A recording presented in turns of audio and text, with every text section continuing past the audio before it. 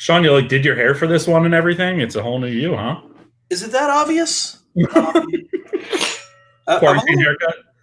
No, I didn't even get a haircut. I actually have not gotten one in forever, hence the beard, because I usually like the beard to match the haircut, as in kempt and professional. So I've done neither. Fair enough. Well, hey, guys, welcome to the Guy at the Movies podcast with Joe and Sean. We are here at 7 p.m., so a little bit early on our Tuesday regularly scheduled evening because we have the presidential debate tonight, and Sean and I both want to angry text and tweet about it. Well, actually, I will tell you, I am kind of avoiding it, and I'll catch the highlights tomorrow. Oh, good for you. It's too much for me. Hey, I'm not blowing myself off from it. I will be hearing everything about it, and it will be picked apart by NPR. But it's still, I can't do the full one. I like just getting really pissed off before I go to bed. I think it helps with my sleep. So I look forward to it. It should be a good time. How have you been? Oh, exhausted. I promise that one of these days on this podcast, I'll stop complaining about teaching. The kids are just so lovely. They genuinely are, and they really care about their education. So they email me a ton. I really wish they would stop. But no, it's actually a good thing that they do that. It's good that they self-advocate, but I need a moment. You're like, I love my job. I love my job. I love my job. Keep telling myself that. It's a tough one. There you go. Well, so we are going to get to a decent amount of news. Of course, a lot of it hit today. I was texting you about how crazy that got. But let's start off with what we've been watching. Do you want to start off on your end? Yeah, I'll start off on my end. So what I have been watching is, first of all, in honor of RBG, the other night I watched On the Basis of Sex, the movie with Felicity Jones involved. And it was not, I tend to have a bit of a angry bias towards biopics. And I just have the biggest issue with them. This one flirted with the issues I usually have, but for the most part, was a pretty good movie in general. I was actually pleasantly surprised because I worry about the over Hollywoodization of these types of movies. And it could have been a little bit of liberal candy, but it was still just good enough that I actually enjoyed kind of what it was showing. Yeah, I'm with you there. It's not my favorite. I think going up against the RBG documentary is, the actual documentary really hurts it. And by going up against it, I mean being released within, a year of it or so. But it wasn't bad. She did a good job. And I like how it focused on the early days of Ruth Bader Ginsburg instead of, all the way up till today and trying to throw all that into one movie. Yeah, absolutely. I think also just credit to Felicity Jones's performance, which I didn't expect it to be good. I'm like, oh, they have an English girl playing Ruth Bader. This is like the exact opposite of what to be. Didn't overdo it, which is really impressive. And she was subtle with the the Brooklyn voice and everything. And it was actually, she embodied the character surprisingly well. And how about that last minute? That always gets me. Oh my God. I mean, especially watching this after her death, it was a very, very heavy moment. Beautiful, beautiful moment. Absolutely love it. I then kept on going on the feminism angle, and I watched a movie that disappointed me quite a bit, Misbehavior. Misbehavior is a movie about the Miss World competition in the 70s that takes place in Great Britain, and where a group of feminist protesters disrupted it while Bob Hope was hosting. Greg Kinnear played Bob Hope, which worked. Kind of. It actually did. He was doing a bit of too much of an impression, and in the serious moments, he just looked like he was uncomfortable being there. So it wasn't a great performance, but for what he was asked of, which was quite a lot, it was a difficult performance. This movie did not like its characters at all, and did not care about them, and truly did not have a second act. Like, it was all of a sudden the culminating act, and I was just like, we haven't really had much of a story yet, and so. I'm just a little bit bummed by it, and because I want it to be good. There's so much talent in it.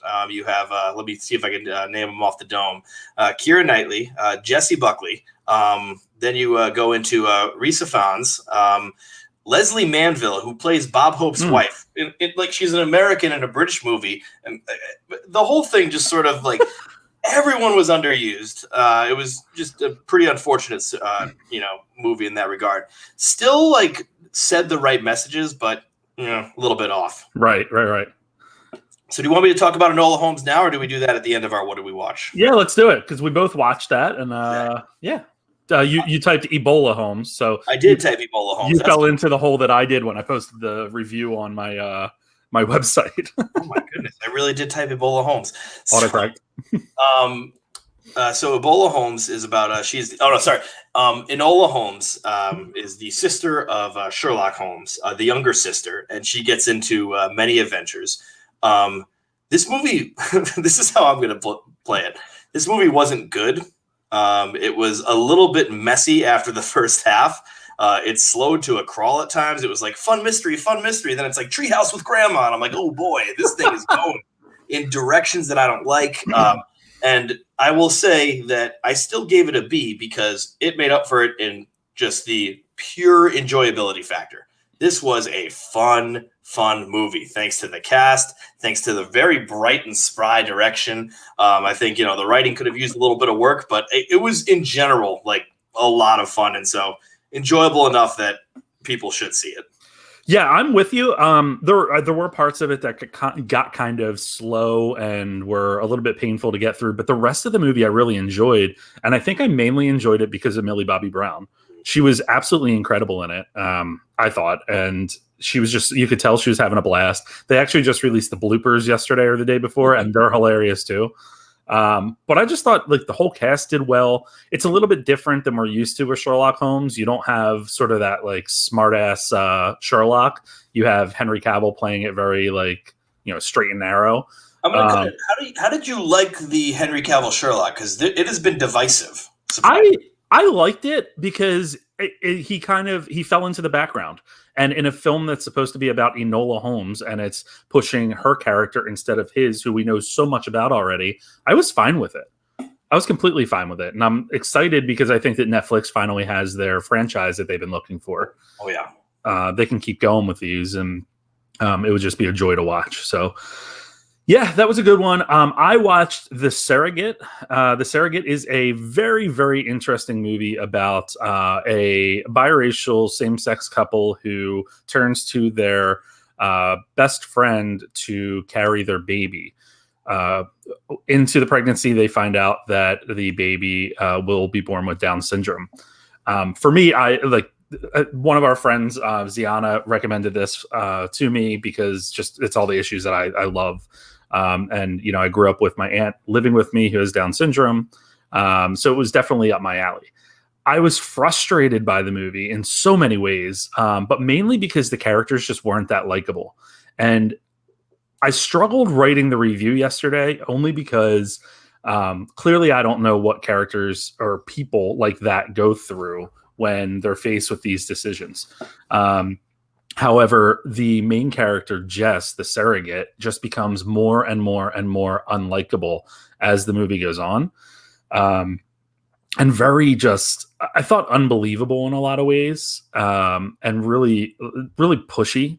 It's, I don't want to fall into familiar tropes of like calling like a woman in a film like pushy and, naggy and stuff like that. But that's the way this character was written, and it really surprised me. So I was not thrilled by that. I think there was a missed opportunity, but it wasn't terrible. Definitely like seeing more movies like that reflect modern families and modern decisions. So another one I watched was Console Wars. It's on CBS All Access. It is supposed to be about Sega versus Nintendo back in the day, but it really turns into like the rise and fall of Sega. That's the main focus. It's a fine documentary. It's really interesting. Nintendo was just a beast when Sega first came on the, on the market, so to speak, or into the picture. So it was fine. It got a little boring at times. It was structured a little weird, but I'm told that the book that it's based off of is really fascinating. So I want to dive into that a little bit more. It kind of just skimmed the surface of a lot of topics, which I hate with documentaries. I'm like, go all in or don't do it. Last week I saw Shortcut in theaters. Shortcut is an hour and 20-minute tight film. It's a horror film. It is, I'm trying to remember how I put it. I think I put it as, it's as if John Hughes directed a horror film that was like The Breakfast Club mixed with Jeepers Creepers. So it's essentially a group of 5 students, so to speak. They're on a bus. We don't know what they're why they're together or whatever, but you have all of the general stereotypes there. You have like the leather jacket smoking guy in the back. You have the, courageous guy. You have the smarty pants girl. You have the bombshell girl, and then you have the chubby funny guy. It didn't really work for me in a lot of ways. I was kind of bored with it. It wasn't terrible, but it wasn't great. The dialogue was so cheesy. The creature itself was pretty cool. I just felt like they took a lot of leaps in logic to really get to the end of the story.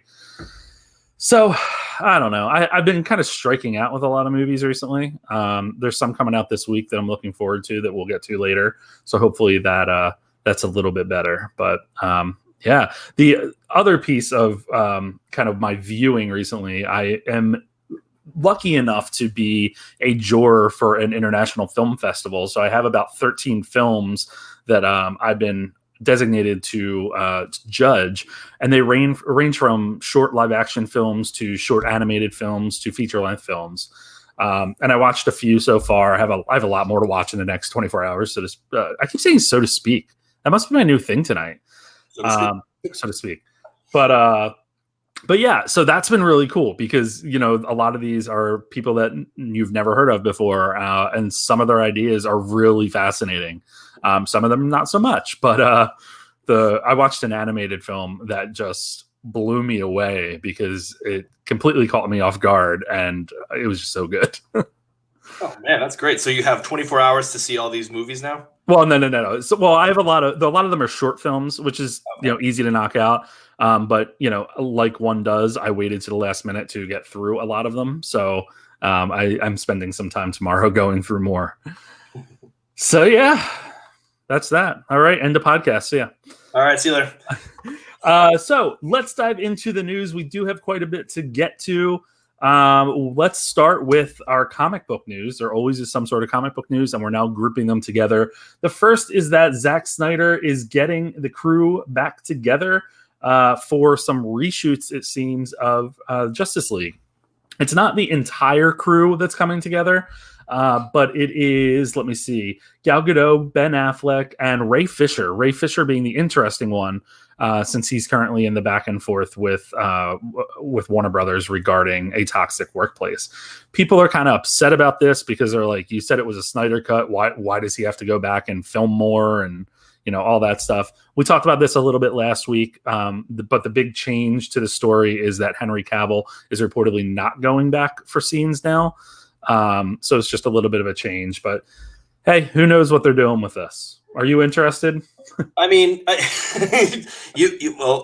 those that are familiar with the podcast know that you're the DC guy. I am someone that has been, I'll put it politely, disappointed by the DC films. But I've seen their magic and I've understood them, and so I like this idea of the Snyder Cut being this 4-episode, like 4-part, like just, and it's going to be an interesting experiment. So I'm sort of excited to see what happens there. Yeah, I'm bummed that they're like bringing more people. I thought they had everything, and this was going to be a genuine thing. And I don't know. I mean, it's fine, but Yeah, I imagine that some of this is just for like transition purposes, and now that it's going to be 4 episodes, probably just it has to look clean. So I'm sure that they're doing something with that. Or I think I theorized last week that maybe they are going to continue the Snyderverse in some way on HBO Max. There's been renewed rumors about Ben Affleck returning for a series on HBO Max. So who knows? But the more interesting, I think, movie news came out of the Black Adam casting. So, of course, Black Adam is the movie that's long been in development with Dwayne "The Rock" Johnson. And we just found out that Aldous Hodge, who most recently was in The Invisible Man, has been cast as Hawkman. I'm pretty pumped for this. I think it's great casting. This is great. I mean, of course, as I always do during the comic book corner, I talk about how I don't know anything about the actual source material, and that is true in this case. I will say that I love the idea of first of all, a black actor getting cast, which was probably going to be the case anyway, based on the character. However, even then, I'm happy it's a lesser known black actor. I mean, put Michael B. Jordan in every movie, put Daniel Kaluuya in every movie. But I think if we get more people that are not that he's a complete unknown, he was very good in Invisible Man, even though in Invisible Man it was Elizabeth Moss's world and we're all just living in it. Yeah. But, So it was tough to really like go toe to toe with her. But that I love, based on knowing nothing about the source material, I love the idea of this casting. Yeah. Yeah, it's very good casting. I'm excited for it. There's a funny story that The Rock posted about that when he called Aldis to talk to him about this, Aldis didn't believe it was him. It's very much a la Fighting with My Family, if you saw Literally, that movie. Yeah, that's great. It's the same thing. So it was pretty cool. It's pretty funny. The Rock just has such great energy for this project that, I'll watch anything with him. Well, he's just going to keep promoting things like this. And he's just, he's going to tell stories of this nature. And, he's just so charismatic. I'll see his movie 3 times in a movie theater. I'll do anything. Speaking of movies that you're going to watch, we have more Scream 5 news because apparently that's the only movie that matters right now. And they're kind of bringing everyone up to onto the cast. Who got cast this time, Joe? Nobody. Oh, whoa, okay. In fact, they're running out of room. They don't have any more money, especially because they are spending them on COVID tests, and 3 crew members have tested positive for COVID. The production is continuing because the crew members are said to not have been interacting with the director or the cast, so they're able to keep going. But it's just another reminder of kind of the post or the new world, I should say, that we're living in with COVID and all these films returning to production, but still running into potential health issues.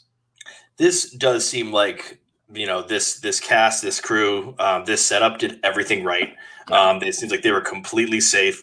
You're not going to, I guess the NBA has 0% because they locked everyone in a room for, 2 days or 2 weeks. But you're not going to get a 0% usually, but they seem to have taken the precautions and kept things separate enough that, they're not going to be suffering any losses really at all. And so that's actually pretty marvelous. And I'm grateful that, because you just hear every single time there's a movie studio that's just like, they shut down production again, and they shut down.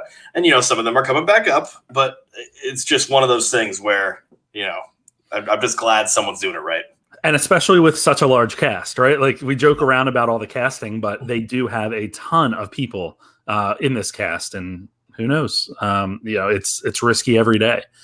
But this also brings up something that you and I have been talking about for quite a while, and you have not seen any of the Scream movies. Is that correct? Listen, we all have our movies that we're ashamed that we haven't seen. It was a yes or no. No, I'm kidding. We all... Sir, you have 2 minutes. Are we ready for tonight at 9? But no, we all have our movies that we haven't seen, that we're ashamed we haven't seen. I have a lot of them still, even through this quarantine. I tried to knock a lot off my list, but Scream and all of the other Scream movies I have not. I am not a horror movie guy. I have become one, and I love the modern horror movie. And so I look back on horror movies, and I'm like getting a few every little bit I can. But now, officially, I have made the promise to Joe that I will be seeing all these Scream movies. So all 4 Scream movies, we will be doing one a week in what we call Scream Watch. Everything has to have a name. Oh, you better believe it. I'm amazed there was no alliteration for me, but we're gonna just have Scream Watch then. Well, now you got me thinking. Good. So what we'll do is next week, being the first week in October and the first episode in October, we'll do Scream. So make sure you watch it by then. We'll have a small discussion about it. There are some interesting aspects to the entire series that I want to see if you ultimately pick up on, because that's going to lead us to a theory that I just read that I'm actually really big on for what Scream 5 might be about. So, or how it might be structured, I should say. So we'll definitely get to that. I think that will be a lot of fun. I think you're going to enjoy them. I'm excited for them. I genuinely am. I just never got around to them, so I'm ready to go. Yeah, it should be good. So a little bit of breaking news here to go in with our Borat 2 official title. So Borat 2, we know, was filmed in secrecy earlier this year. It has a absolutely ridiculous name, and that's the main story that we were focusing on. The story is Borat, gift of pornographic monkey to Vice Premier Michael Pence to make benefit recently diminished nation of Kazakhstan. I can't even get that out. It's even better because it's Mikhail Pence. Mikhail Pence absolutely has me screaming. The entire oh God. It is like, the other title I was just kind of like, okay, they're doing a bit, I get it. This one is just absolutely Baron Cohen is not backing down. He is just going full into it. I don't think he ever has backed down, but this is just absolutely wonderful. He's going full into it. We know, based on what we've read before and talked about in previous episodes, that there is some discussion or focus on the relationship between Trump and Epstein during this. And now we know that Amazon has acquired it and it will debut on Prime Video next month. So it is coming out in October prior to the election, which is pretty fascinating. Nice shirt, by the way. What's up? Nice shirt, by the way. Oh yeah. I always hunch over so I never know what shirt. So yeah, I'm excited for that. I think that should be a blast. Just as I'm excited for the film Cherry that was acquired by Apple. So Cherry is one that is getting a ton of awards chatter already for Tom Holland. Tom Holland is the lead in the Russo brothers film. And it is the true story of a former army medic who returns from Iraq and falls into opioid addiction, which leads him to robbing banks and all the hijinks that go with that. But based on a true story, and hey, Tom Holland, after seeing his serious turn in The Devil All the Time, I'm very excited for this. I mean, we just need to face the fact that he has the goods, and he had the goods as Spider-Man. He actually, he was decided to be the third Spider-Man in 15 years, and has nailed it. Then he goes into The Devil All the Time, where it's just absolutely this insanely subtle and just painful performance. And so I already know he can be good at this. It just makes sense. And this movie seems to be tackling many issues that we're dealing with now, like the treatment of vets, opioid addiction. That is the best time to have a little bit of a word salad moment right there, just in the most intense moments of the world we're in. But I think that it's something where Holland continues to flex his muscles, and I love that the Russo brothers are involved in this just to try to drag him out a little more. Yeah, I think it's going to be good. I'm excited for it. I'm excited for Apple because they're really racking up the content. Aside from the deals that they struck with Martin Scorsese and Leonardo DiCaprio's production firms, to have this awards contender right off the bat, I think is going to be really big for the streamer. I also like that you put in the notes, Cherry is acquired by Apple, and I thought this was a very interesting fruit salad recipe. That one I was developing. I thought it went okay. I swung for the fences. Let's just get speaking of terrible jokes. There were some. No, that's not a good one. Yeah, I think there were some funny missed opportunities there with Cherry and Apple and stuff like that. So we'll move on because we've already butchered that story. Yep. But in Disney live action news, a couple stories here. The first being one that I'm really pumped for, and I think you are too. Disney has just cast Tinkerbell for its live action Peter Pan and Wendy film because apparently we need a live action Peter Pan film, and we're getting it whether we want it or not. But Yara Shahidi from Blackish is taking on the role, and we already know that Jude Law has been cast as Captain Hook. So I think this is a great casting.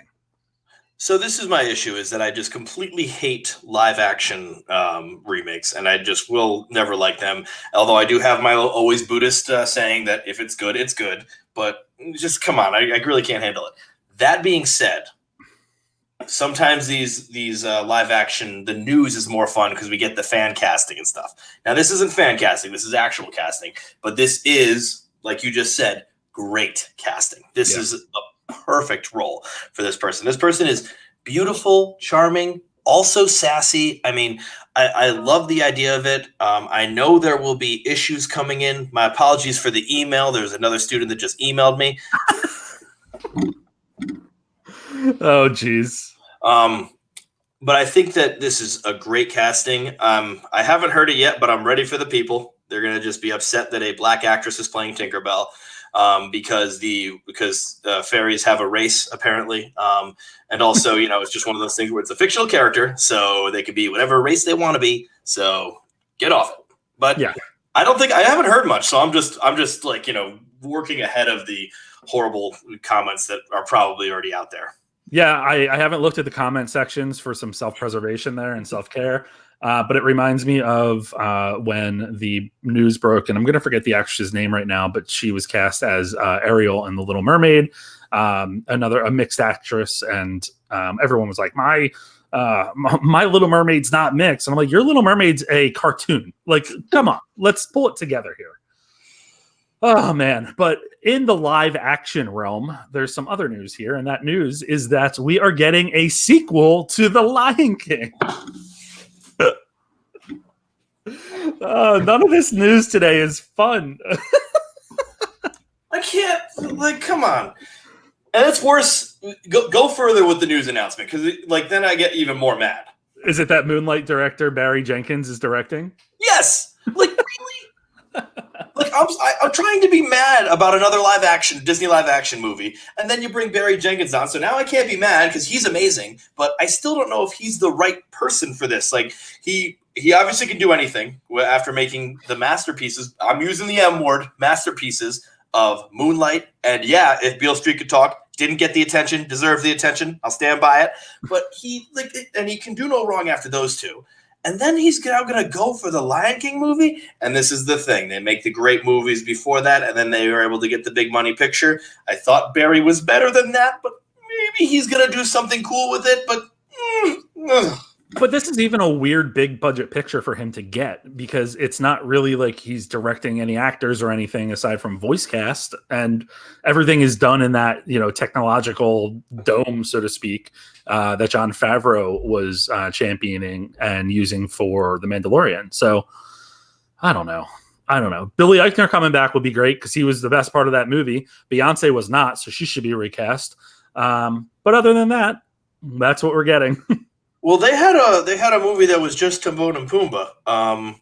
If they could do that, that would be lovely. Was that Lion King 1.5 or something? Yes. Or was that yeah?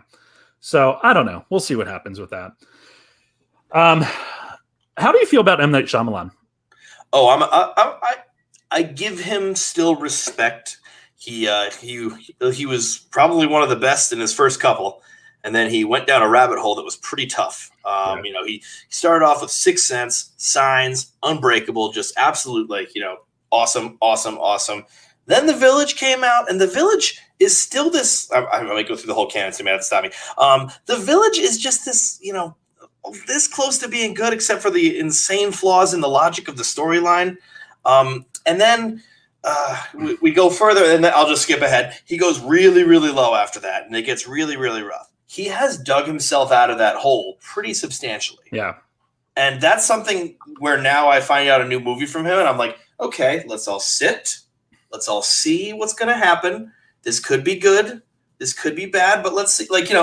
He has given us the chance to give him a chance. Can we talk about real quick, though, how, and this is a slight spoiler, so if you have not seen Janelle Monáe's most recent film, Antebellum, nope. Skip forward 15 seconds, because we're going to spoil talk right now in 3, 2, 1. It's basically the same idea as The Village. It is absolutely, yes. It's The Village with racism. Yeah, pretty much. And I look at, something like The Village, and, it's one of those things where the monsters were trying to, the monsters were saying get out at some points. And it's like, well, why would the monsters that are dressed up as the parents want to say get out to the other villagers when they want them to actually stay in the village? It seems like he was writing it as he went, which, he has sometimes confessed to doing with some of his movies. Yeah. So it gets a little bit rocky for him. And I guess the good news is the story that we have tonight is that his next movie that is in production now will be titled Old, and it's based on a graphic novel. So it's based on a property already, which I think will help him a little bit. But it's a graphic novel called Sandcastle. And it is about a group of people trapped on a beach after finding a dead body and trying to figure out what forces are at play, essentially. I'm intrigued. Well, we have to be careful that even though it's written by someone else or based on another IP, M. Night Shyamalan doesn't exactly do well with those either. Avatar, so he may still screw it up. That's a very good point. I don't want to be too mean to M. Night because I am rooting for him. It's like, hey, you came out of there with The Visit and Split. You started to come back. Then Glass happened, and okay, we were rooting for you. It's there. He's doing some stuff that's fun, but in general, I hope he's a frustrating director that I want to like more, but he's an inconsistent director. I don't know that he grows much. I think he still likes to play in the same sandbox, and now it's time to graduate to the jungle gym and make things a little bit more interesting. and we'll run with that. Speaking of running, not a good transition, but we're going to run through this next story, though, because I'm really not interested in it. I got to tell you. Mattel's popular toy line, Hot Wheels, is getting a movie. That's pretty much it. It's written by Neil Widener and Gavin James. This will be their first feature film that makes it to the big screen. They are also attached to the San Andreas sequel. Mattel's been trying to develop Hot Wheels for a long, long time. Fast and the Furious already did it. Discuss. I will say with this, it can happen. They made Lego Movie, and Lego Movie was brilliant. I think what they have to do is maybe not the same thing as Lego Movie, but the one thing, if they make it serious, it will be stupid. But if they make it stupid, it will be brilliant. Now, if you don't follow that logic, neither do I. I'm very tired. But I think that there's something there where if, you're making a movie about Hot Wheels, of course this has to be ridiculous. Of course it has to be something where, half of it is in the universe of Will Ferrell and his kid, and the other half. I'm thinking that you have to really go way outside the box, just like they did in Lego Movie. Yeah. Yeah, Look, I know that Mattel and Hasbro are both trying to speed their way into a larger shared universe for their toys and all that. Mattel has Barbie that Margot Robbie was attached to, but I haven't really heard much about that in a while. So good for them. I hope they do something interesting with it, because you got to build something around Hot Wheels that hasn't been done before, right? They're literally just cars. I have a bunch of them in the garage from when I was younger. So we can walk through each of them if you want. I can go get them and we can just be like, this guy is the angry one. This guy. I'm trying to think about a podcast where we discuss a Hot Wheel from memory and go from there, but we'll develop that later. Yeah, to be developed. Just like Avatar 4 and 5 will be developed after 2 and 3 are in the can. And here's what we know from James Cameron himself. The I can't even say long-awaited Avatar sequels, because it's just been so long since the original one, and they keep getting pushed back, and they're now scheduled through 2028, which is ridiculous. If we make it that far as a society. That is very optimistic. Yeah. But we do know that Avatar 2 filming is 100% done. Avatar 3 filming, which they were filming at the same time, is about 95% done. They're finishing some of that up. And they are coming out in 2022 and 2024 respectively, with Avatar 4 and 5 scheduled for 2026 and 2028. Are you interested in Avatar? I didn't like the first one. I recognize its visual prowess, and I will forever respect it for that. And because of that, I will definitely be interested in the next 17 of them. I think that one of the issues I have with it is, first of all, they're saying, "Oh yeah, they're done filming." That doesn't mean anything. They're done. That means the actors can go home, but there's going to be visual effects people there for just years and years and years. So I would argue, what is it? They said 2022. Oh yeah, we have 2.5 years. Not 2.5, but a little over 2. I maybe they'll finish that in that time, but I just know that Cameron's the kind of guy that literally doesn't make the movie until the effects are perfect. So if the effects aren't perfect or not invented yet, then pretty much he's gonna just go there. I would love to see this world explored more. I would love to see a script that wasn't stolen from several other movies. Oh, stop it. It's true. It's true. And also there's a lack of conflict. I mean, come on. The stakes are that if he works with the army, he'll get his legs back. But he'll get his legs back if he stays with Na'vi. So either way, he's getting legs. The guy had the guy couldn't lose. I know. This is I understand. No, Joe, listen to me. I understand that I'm arguing the merits of a story in what is basically an action movie. I get that. Then don't make it complicated. Make it a straightforward thing, and make the story just some straightforward thing. Then I would love it. But if you're gonna try to trick me into a good story, don't do it with that bullshit. It's about finding love. It's about finding who you are as a person and a new lease on life, because now you have legs and a purpose. Which is not to say that you can't have a new lease on life and a purpose without your legs. Obviously you can, but in Avatar world, that's what we're rolling with. I'm excited to see what they do with it. I know they're exploring water more in at least the next one. And the Pandora ride at Animal Kingdom in Walt Disney World in Florida is really fascinating. Number one, it's a great ride, but number two, it shows you some of the water stuff as well. And apparently some of that was kind of like teasing what's to come. So I'm pretty excited for it. Will it do as well as the original Avatar? I don't know, because I just feel like it's way too long. I mean, by the time it comes out, it'll be 13 years, which is just absolutely ridiculous. I mean, he asked people to buy into a completely unknown world and stuff like that. And, people jumped into that right away. It'll be curious to see if people care about 3D, because in 2009, everything was in 3D and people said, well, this 3D is going to be great. And so people went and they, bought extra for a 3D because they were supposed to.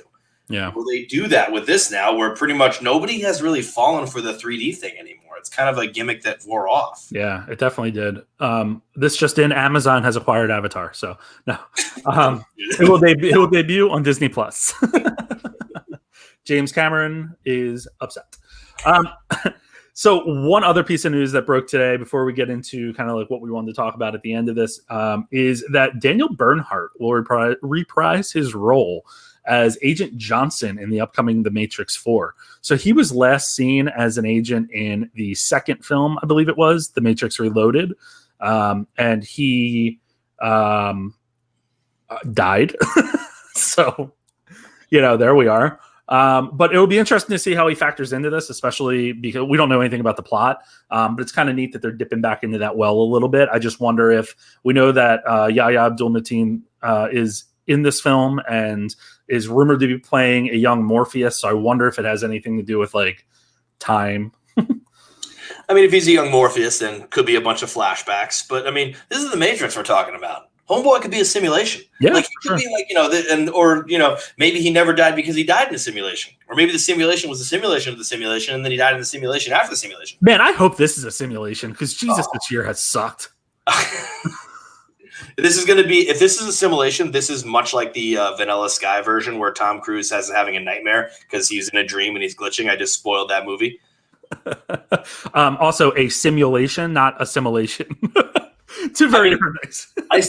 Very true. I started to say it fast, and that got very, very interesting. Yeah, I hear you. I'm looking forward to it, though. I just hope that The Matrix 4 is unique enough that it's not reinventing the wheel.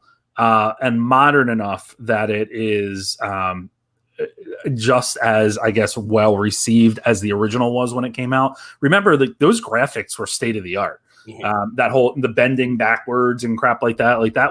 I remember when that came out, everyone was freaking out about it. So I want to see how they can reinvent the wheel a little bit here with the story. But also push the envelope the way that the first one did. The second and third one, people are very split on. I still like them. They're very crazy and convoluted. And I want to go back and rewatch them, but hey, who knows?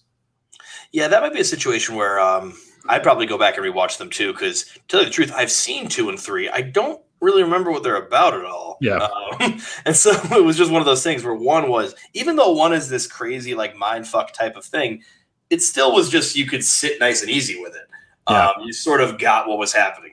But 2 and 3, just, you threw a lot against the wall and not much stuck.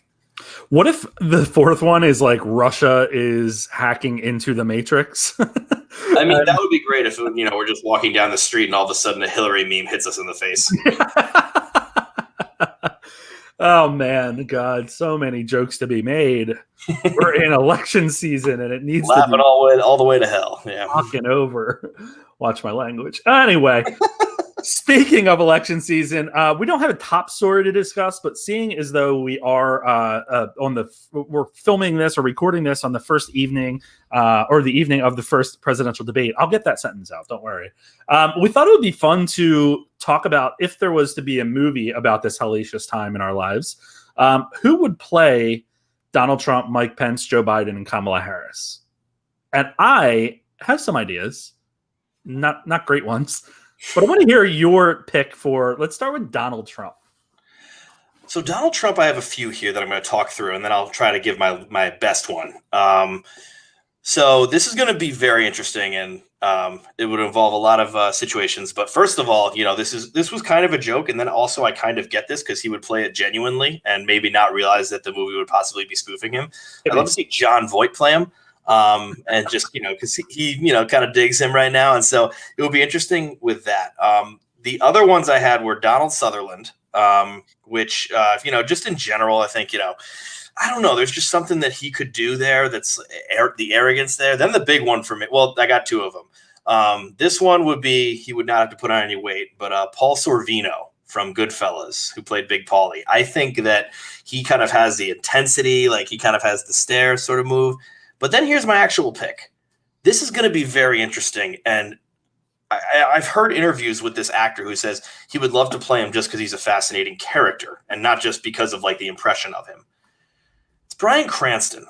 I think that obviously there'd have to be a lot done like, in the front and the fat suit front, but I think Bryan Cranston has this way, and I'm probably speaking at Walter White, and those are not similar characters, but I think there's a way of there's just the arrogance and thinking truly that he's doing the right thing, but really self-serving. And I love the idea of Bryan Cranston there, and I think it obviously would have to be quite a lot of imagination, but that would be my top pick. I like the Bryan Cranston pick. That's one I wasn't thinking about, but I could see it. I have three. One I could see right off the bat. I think Daniel Day-Lewis would do a good job. I think I would really like that. I'm really like debating whether to mention these two. The others I have are Leonardo DiCaprio in makeup and things like that in his older age. I think he could pull that off in a similar way that Christian Bale could pull it off. Okay. With how Christian Bale just becomes these characters. He already did it with Dick Cheney. I just think that could be really fascinating. The other one I had, I deleted it off there, or I forgot to put it on there, and this just makes me think of it right now, is Jack Nicholson. And I think it would be terrible. It's a horrible idea. It genuinely is. If I heard that, I'd be like, this is going down. This is not a great idea. But I just think there's something about that where I would love to see what he would do with it. That's really interesting. Yeah. It's really interesting. Let's go to Mike Pence. I'm going to start with this one because my main pick for this is John C. McGinley. Oh. Do you have him too? No, but I'll tell you who I have in a second. It'll be really funny because I almost screamed. Hit me. Go.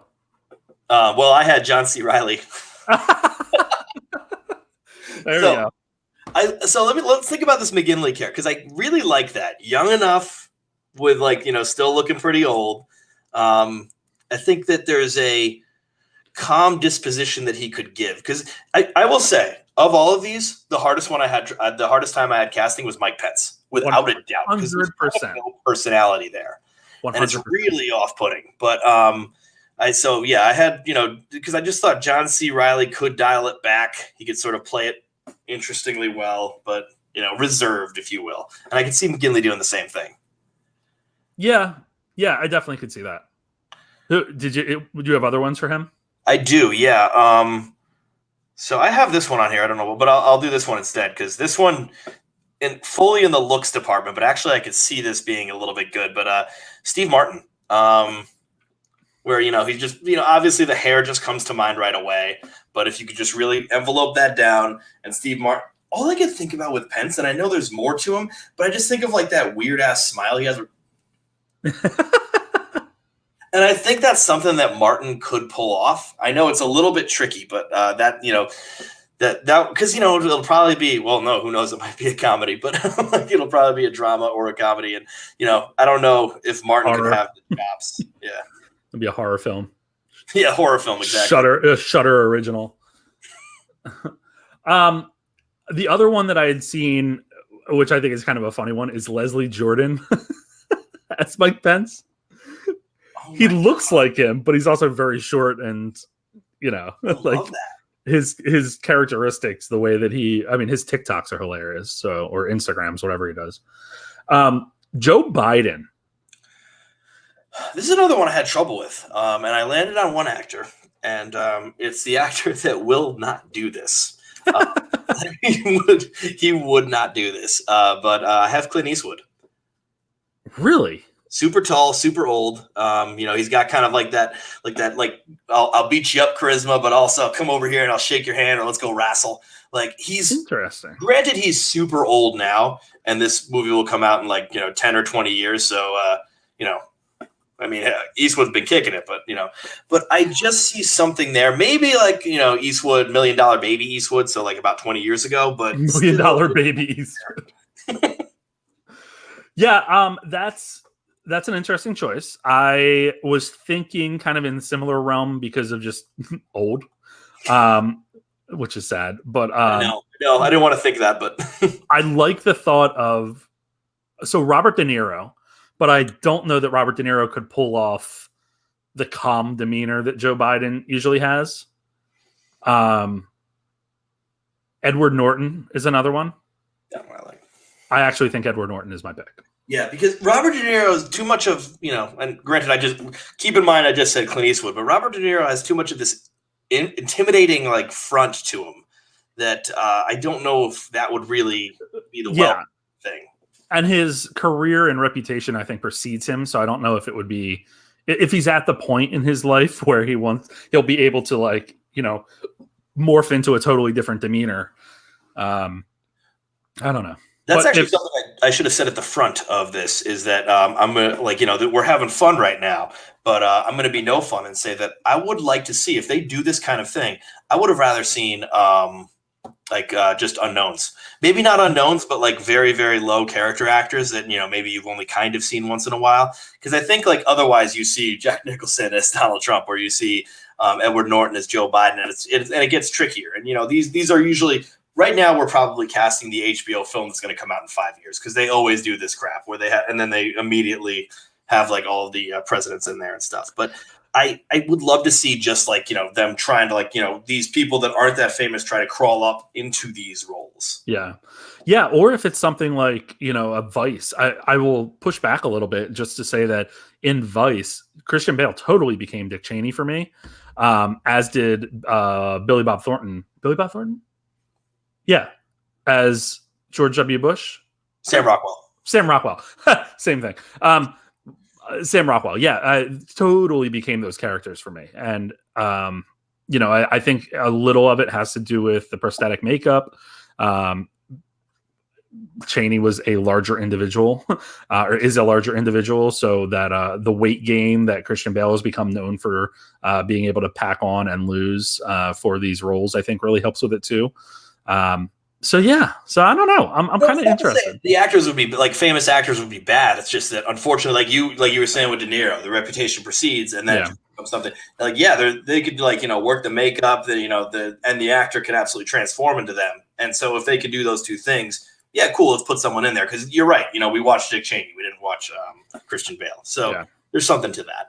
Yeah, you got to get it dead right. You know what I mean? The casting, if you're going to go with someone that's known, you need to make sure that it's solid casting and that they can really take that role on. Otherwise, you're going to, if there's one unbelievable person, then you're not going to be able to deliver that film. The last one is, of course, Kamala Harris. Who do you have for this one? So this one, I decided to go from a more characteristic department as less of a looks department. I went with Stanley Tucci. I think that... No, so dumb. I can't help it. I mean, I will say this: I genuinely went more from personality than looks in this one, and I thought about it, and unfortunately, this one was a hard one, and unfortunately, we all know the reason why is because you look up black actresses, and the Google search says did you mean old white men, and so it's just one of those things that's really tough. But anyway. I typed it in. I took a look through, and as I was looking through, someone came to mind that I like way more, and it is Tracy Ellis Ross. Oh, that's a good pick. I like that. It's more of the personality, the booming personality. Like she is someone that in the public eye does not take shit from anyone. She is someone who's oh yeah, no, I'm not married. I don't have kids. Who cares? Why are you doing this kind of stuff? And that's not really Harris's purview, but it's still something where she can take on an establishment. And so I like the idea of her there. I think that's a great casting. I didn't even think of her. That's a really good one. I lean towards Kerry Washington a little bit. I think Kerry Washington kind of has that strong demeanor from her Scandal days. She just needs to not overreact or overact, I should say, to absolutely in every scene, because that's all that show was. It was Kerry Washington overacting. And then it just got ridiculous from there. I might start rewatching that again, actually. I love how you just went full circle. Just pivoted towards that. But you know who I have, and it's because she embodies her so well on Saturday Night Live. You got to go Maya Rudolph, because Maya Rudolph has already won an Emmy for that portrayal, and she's so solid in that. She gets the voice down, I think, too, which is kind of unique to Kamala. I didn't really realize this, but thinking about it, I think she does have like a unique voice, and kind of like a youthful spirit to her in a way. And Maya Rudolph, I think, just nails every piece of it. That was one of my rules that I just gave myself, You and not couldn't do for it. this game, but was no SNL skit people. And I think it wasn't just because like they're not good, because I think actually Maya Rudolph is the best casting for this, but I think that people would perceive it as a sketch. Yeah. And that would be the problem there. I think about the TV movie Game Changer, where Julianne Moore played Sarah Palin. Yeah. And I remember when that casting was announced, everyone was just like, Tina Fey, what the hell? Like, they're twins. Like, why aren't you doing that? That's a good point. There was a scene where Tina Fey was on SNL while Julianne Moore was watching her. And so, that's not the reason to expel one of them, but that is just something interesting about that whole part. Yeah, that's a really good point. I didn't even think about that. It'll be interesting because I think, as you said, HBO will jump all over this with some sort of filming. We already have a TV series, The Comey Rule, that I know you were watching, right?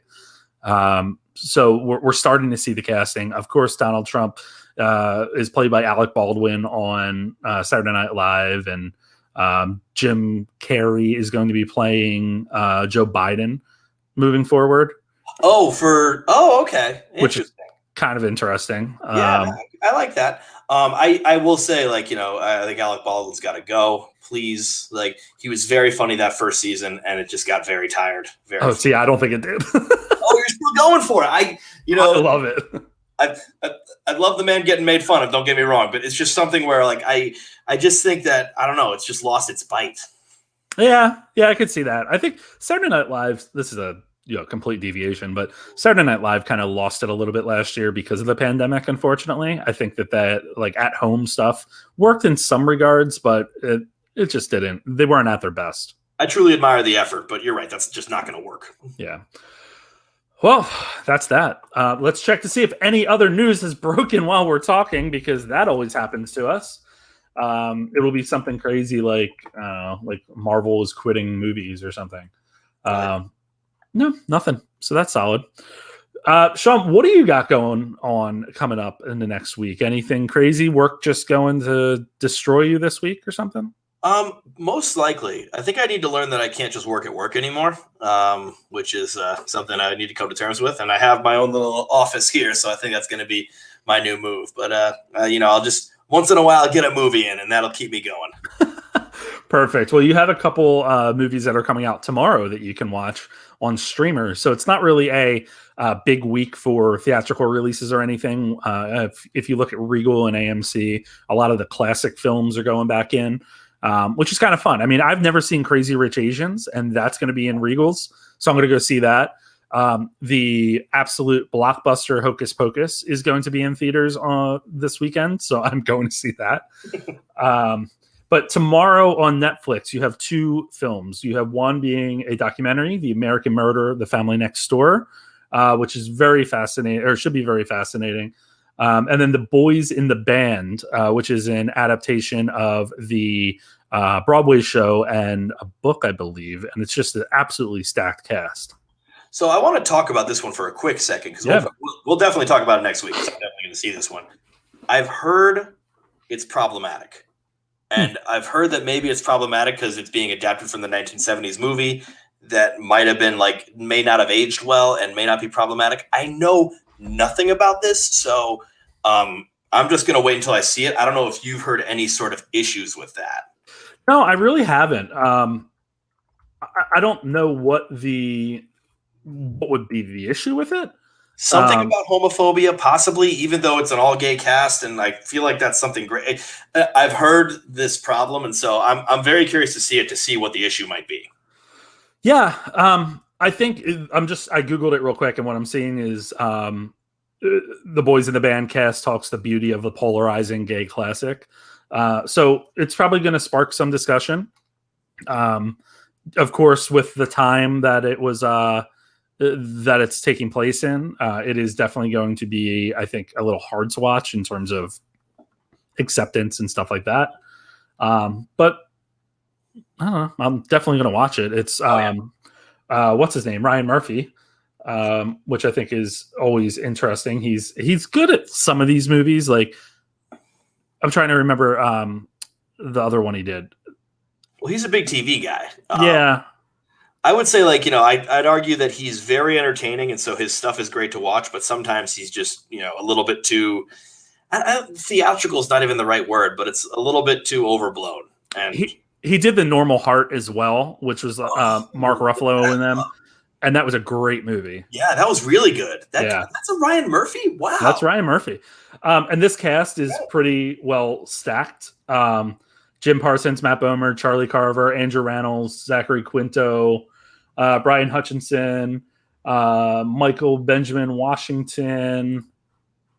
It's wild.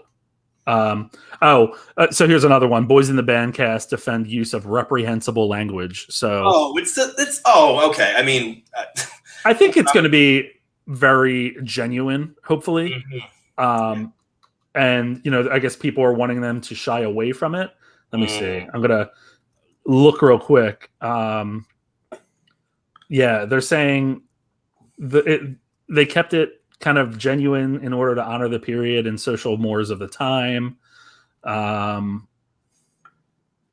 Yeah, some of these characters talk in ways that are really ultimately reprehensible. Wow. So, now I'm very curious. Yeah.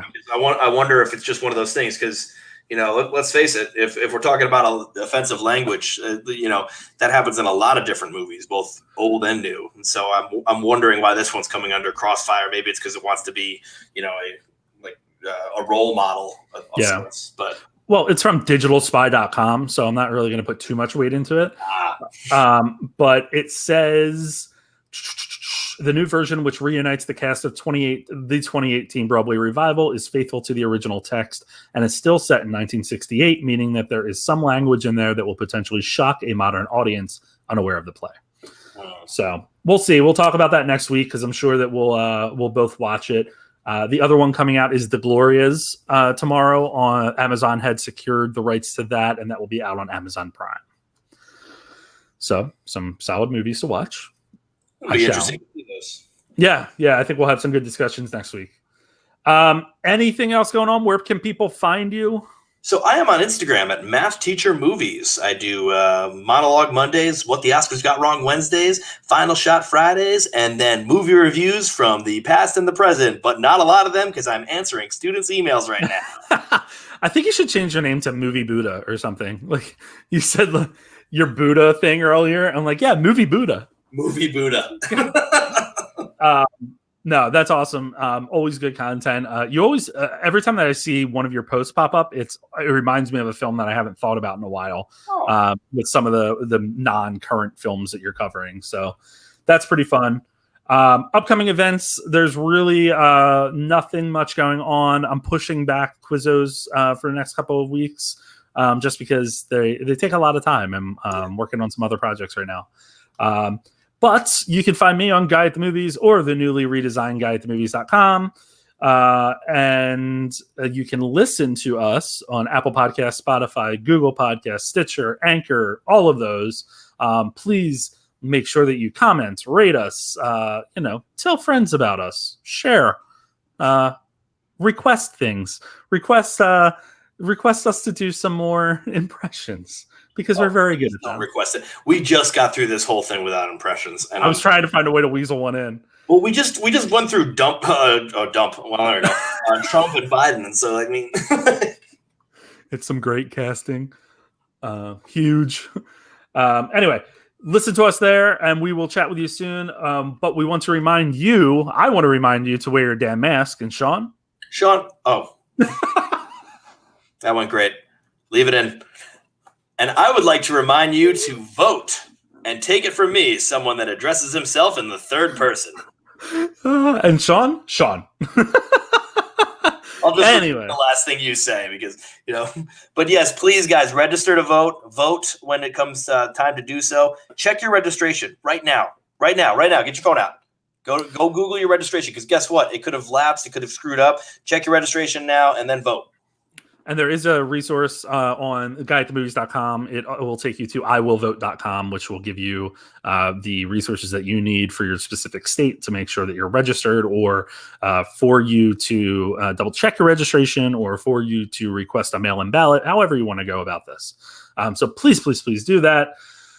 And we'll see you next week. See you.